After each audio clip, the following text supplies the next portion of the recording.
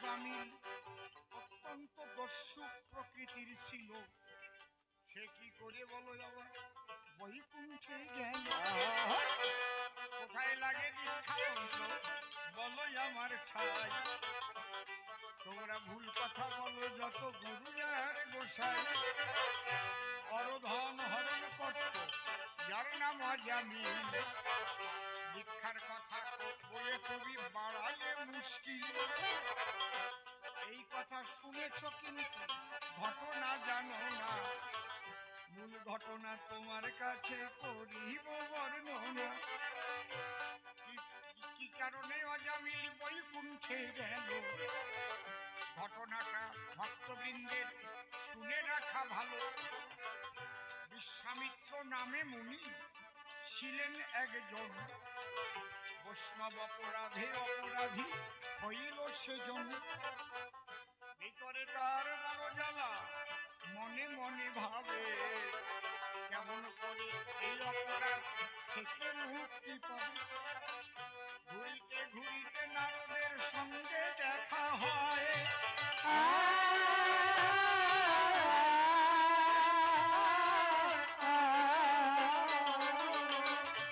নারদের চরণে নিবেদন জানায়।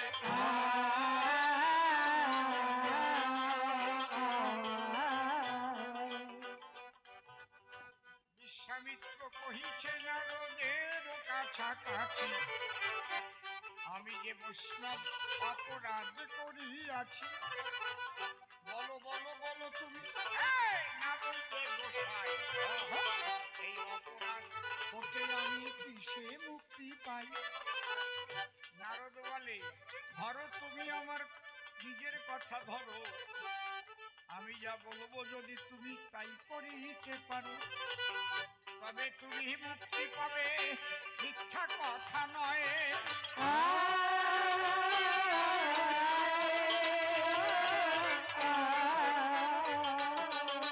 তোমার আহার করতে হবে কর্ম চণ্ডালের আঙ্গিনায়।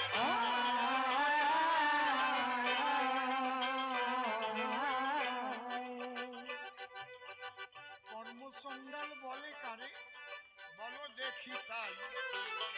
কোথায় গিয়ে কর্মচণ্ডাল আমি বটে পাই? কারণ তুমি বললে সেবা করতে হবে কর্মচণ্ডালের ঘরে। তারা যদি সেবা দেয় নিজে রান্না করে, আর সেই অন্ন যদি বিশ্বামিত্র করতে পারে গ্রহণ,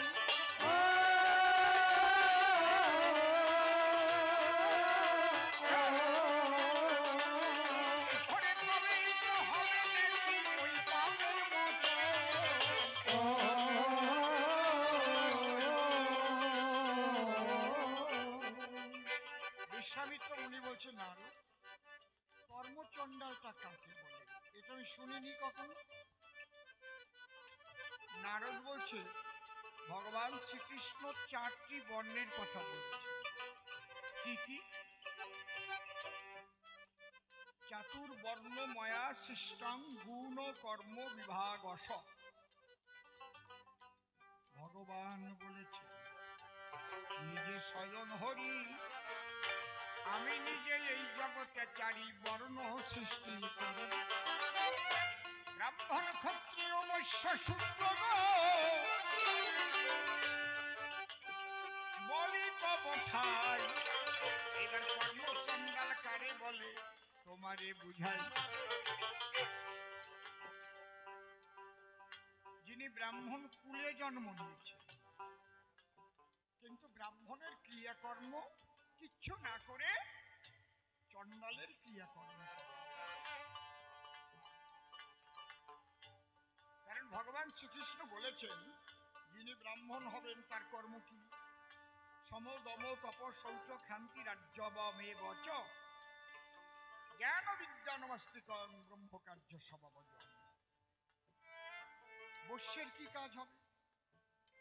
ক্ষত্রিয়ের কি কাজ হবে? শূদ্রের কি কাজ হবে?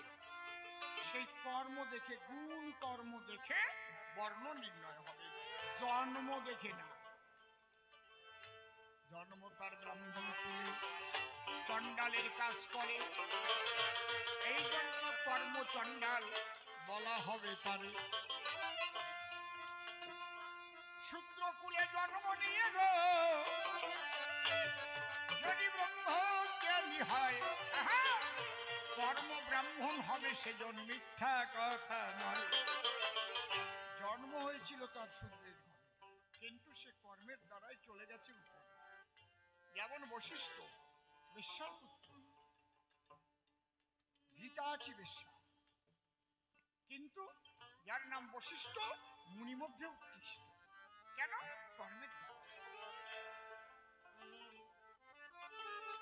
বিশ্বামিত্র রাধিক নন্দন কর্মের দ্বারাই ব্রাহ্মণ। তা বিশ্বামিত্র মুনি বলছে, এই কর্মচণ্ডাল কোথায় পাবো?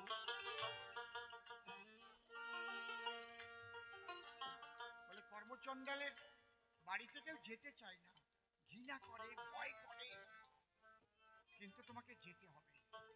একজন আছে, কে? যার নাম অজামিল।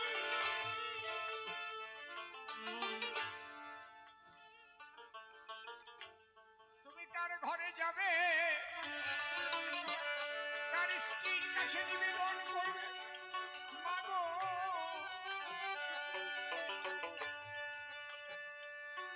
আমি যে খুব ক্ষুধার্ত,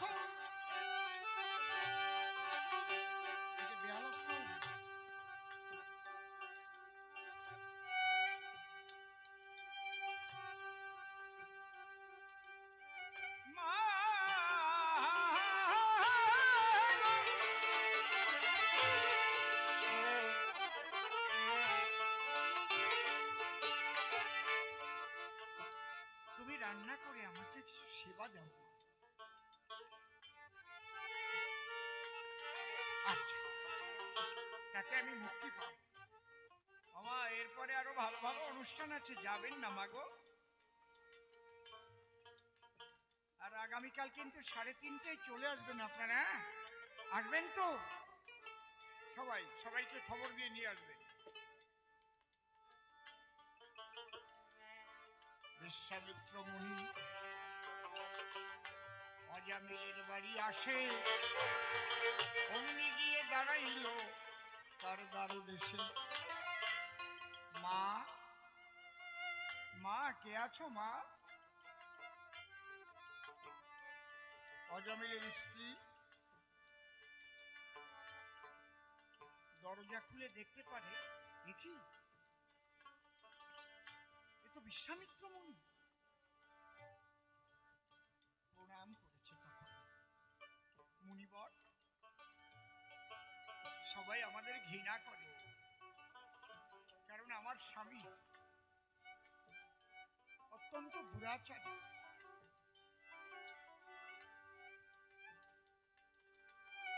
আপনি কৃপা করে আমাদের এই বাস ভবনে পদার্পণ করেছেন, ধন্য হলাম। না মা, একটা কথা শোন, আমার না ভীষণ ভীষণ খিদে পেয়েছে, তুমি একটু রান্না করে আমাকে দুটো খেতে দেবে মা?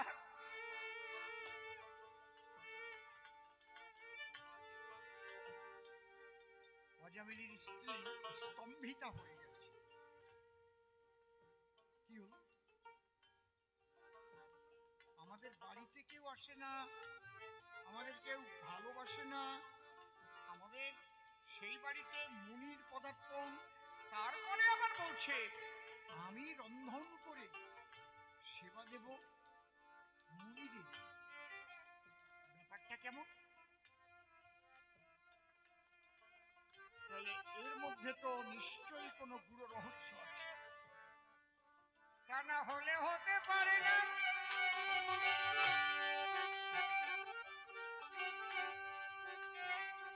বলে মুনি ঠাকুর আগে পর্যন্ত ঠিক ছিল, কিন্তু যখন কহিলেন আমি রন্ধন করিয়া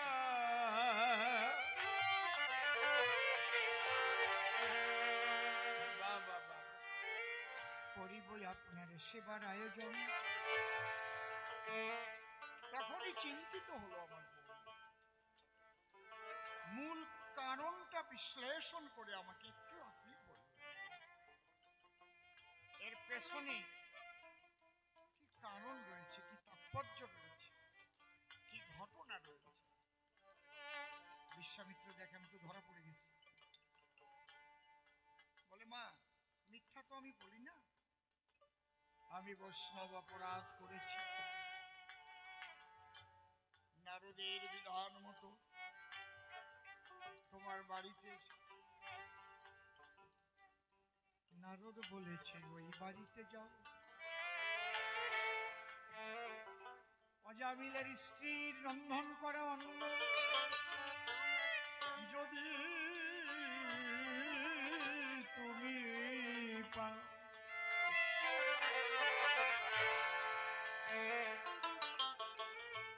তবে তুমি বৈষ্ণব অপরাধ থেকে মুক্তি পাবে। অজামিলের স্ত্রী এবার ফাঁক পেয়ে গেছে, যে মণি ঠাকুর আমার কোনো আপত্তি নেই, কিন্তু চাওয়া পাওয়ার জগৎ তো, কিছু দিলে কিছু পাওয়া যায়।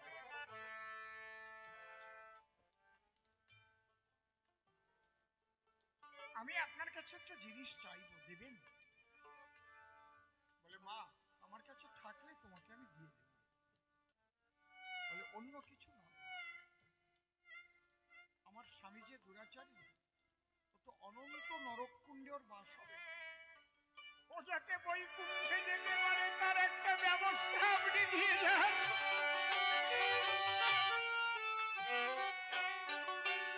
এ কি বলছো?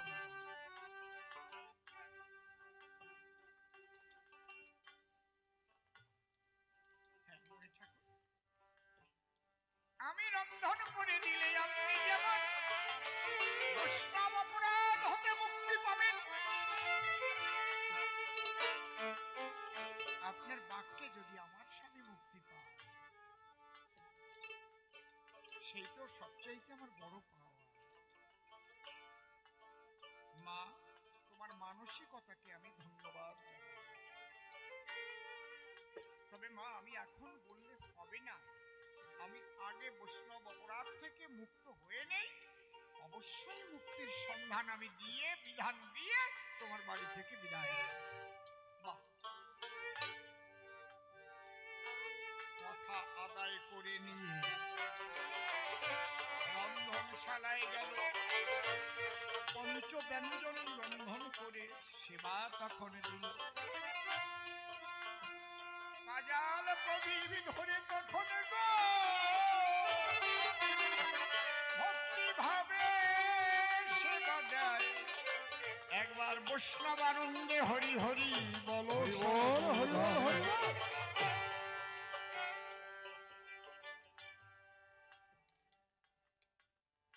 আনন্দ মনে সেবা ক্রিয়া করে সমাপন। বিশ্রামে বসিয়াছেন ওই মুনি রতন। এইবার অজামিলের স্ত্রী গিয়ে করো জোরে, অজামিল তো বাড়িতে নেই, বলছে মণি ঠাকুর তাহলে বলুন আমার স্বামীর মুক্তির বিধান। বলে মা তোমার স্বামী এবার যখন বাড়ি আসবে ঠিক মাস দিন মতো, তুমি ভালো বুঝতে পারছো আমি কি বলতে চাইছি, তোমার স্বামীর কাছ থেকে একটা সন্তান চাই, আমি আশীর্বাদ করছি তোমার পুত্র সন্তান। ওই সন্তানটির নাম রাখবেন নারায়ণ।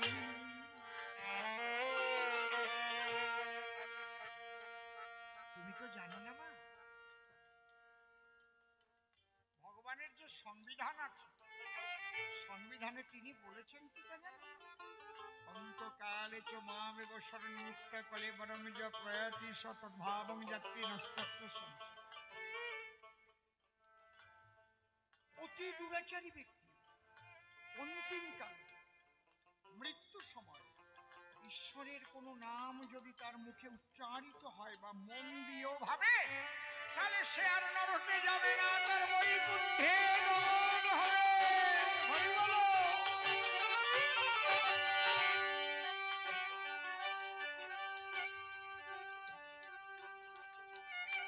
মা গো, আমি যে দাওয়াই দিলাম না, এরপরে আর দাওয়াই নেই। অতি দুরাচারী ব্যক্তিও যেতে পারে, মুক্তি পেতে পারে নামের দ্বারায়।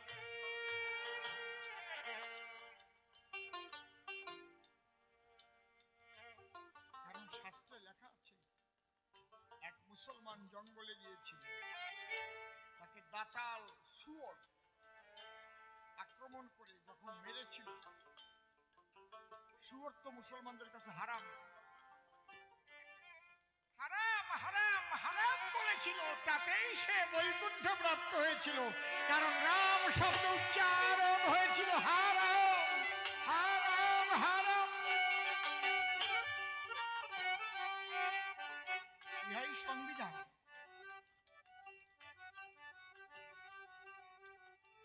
দেখবেন খেলায় অনেক সময় মোশানি হ্যান্ড হয়, হাতে টাচ করে নাই, কিন্তু এমন ভাবে বলটা বাসি পড়ে গেল, হ্যান্ডবল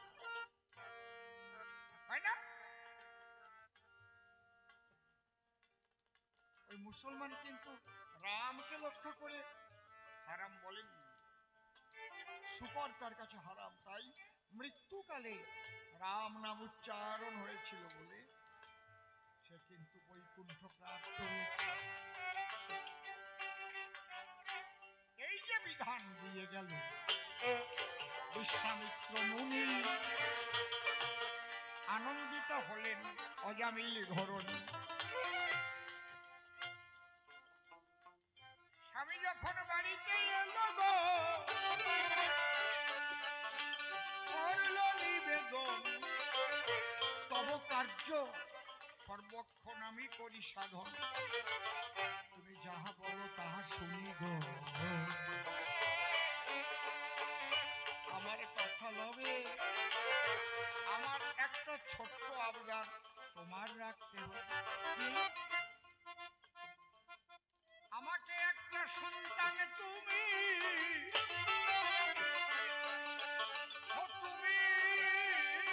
করো দান, নিবেদন করি আমি আজ তব স্থান।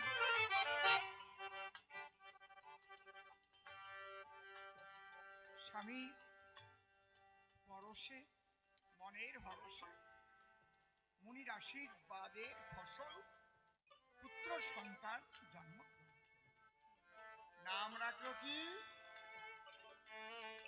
নারায়ণ। আশীর্বাদের ধন তো।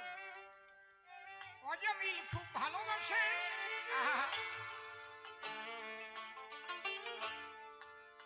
বেশ হাঁটা শিখল, নারায়ণ এসো বাবা নারায়ণ,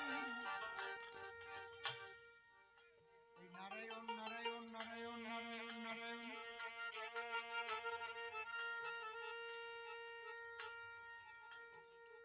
কোনো কাজ হলে ছেলে এবার বড় হয়েছে, সবসময় নারায়ণ। অজামিল যখন মৃত্যু মুখে নিপতিত হল, মৃত্যুকাল, সেই চরম সময় যখন তার হাজির হলো, জীবনে যেসব অন্যায় করেছে সামনে সেই সব ছবি এসে ভাবতে লাগলো, সিনেমার মতো বিকট মুক্তি। ভয় পেয়ে তখন বলল নারায়ণ নারায়ণ নারায়ণ।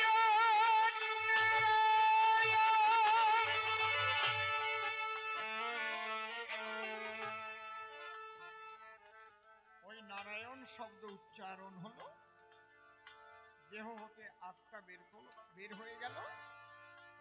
এই জন্য প্রত্যেকটার সঙ্গে প্রত্যেকে একটা মিল আছে যে বাবা, চেন আছে, সংবিধানের চেন আছে না।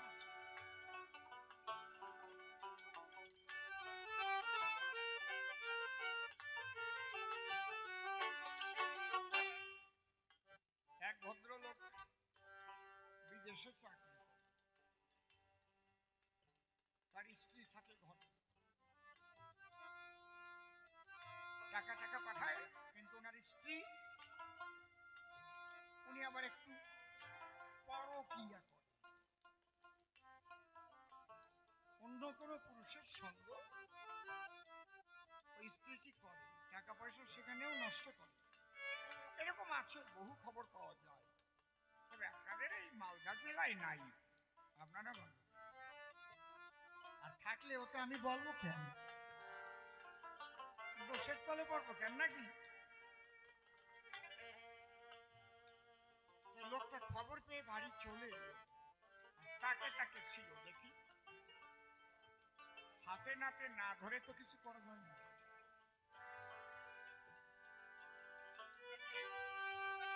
একদিন বলছে, আমার তো টাকা পাওনা আছে, যে কোম্পানিতে গেছিলাম, আমার একটু দিল্লিতে যেতে হবে, আমার 3 দিন সময় আসি। ওর স্ত্রী তো বগল বাজাচ্ছে, যাক সময় পেয়েছে। ও কিন্তু দিল্লিতে যায়।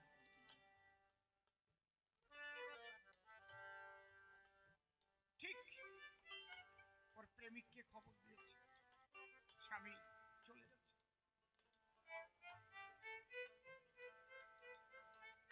ওরা তো নিশ্চিন্তে দুজনে ঘরে আনন্দ করে। হঠাৎ রাত দুপুরে স্বামী এসে হাজির।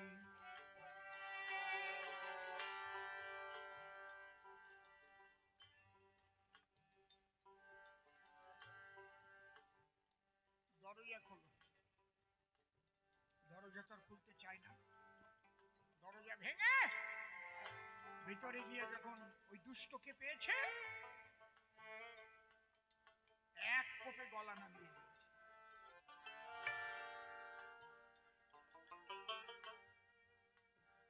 স্ত্রীকে আর মার্ডার করেনি।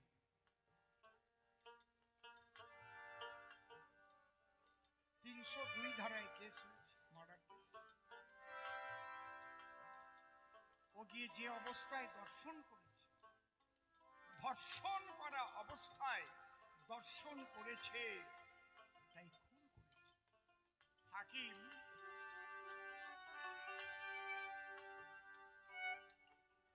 চার্জশিট হয়ে বিচারের শেষ দিকে, এখন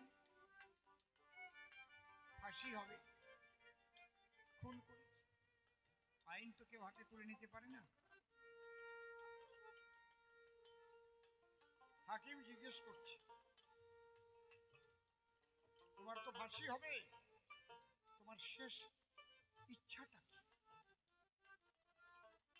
আগে নিপের কলম ছিল, নিপ নিপ ফাউন্টেন পেন, নিপ লাগানো থাকতো না, পিতলের নিপ, কালি। এখন তো ডট পেন। বলো, বলছে আমি, আমার যে আকাঙ্ক্ষা আপনি পূর্ণ করতে দেবেন তো? বলে হ্যাঁ। বলে আমার আর কোনো আকাঙ্ক্ষা নাই, আমি মরার আগে আপনার স্ত্রীর কাছে একটা রাত আমি থাকতে চাই। হাকিম বলছে, সভ্য জানোয়ার কোথাকা, পেন ছুড়ে বেরিয়েছে, একদম পেন গিয়ে কপালে ওই নিপ ঢুকে ঝুলিয়ে আসে।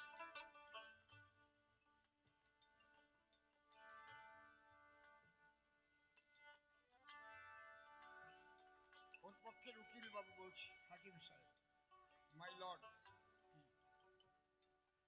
ওটা যদি পেন না হয়ে ভোজালি হতো,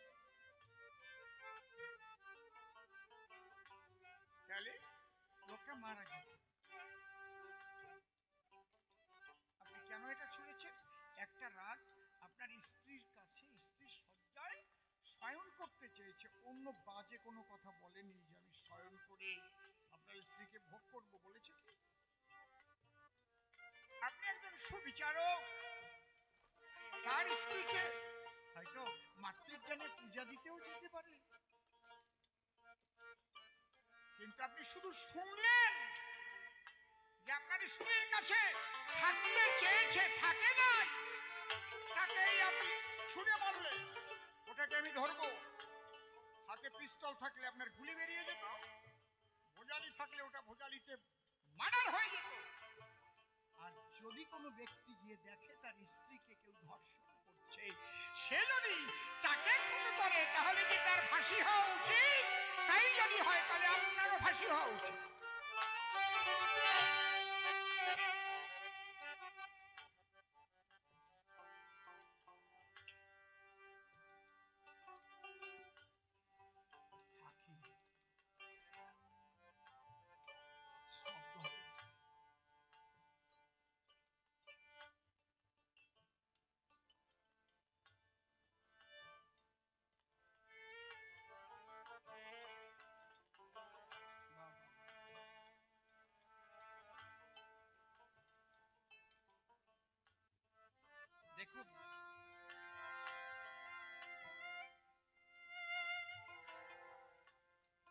কে কোন উদ্দেশ্যে, কি কারণে,